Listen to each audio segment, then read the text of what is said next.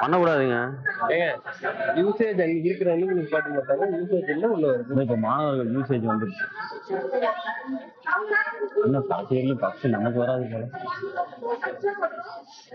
Sound இருக்காது. அதான்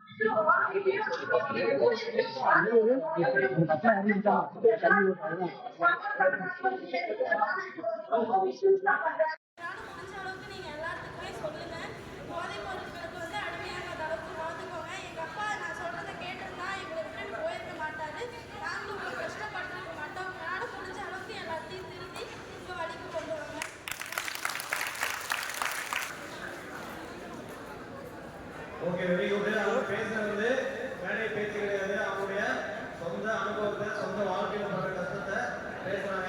இந்த மாதிரி யாருக்கும் வரக்கூடாது. யார் நல்லா தமிழ் படிப்பாங்க?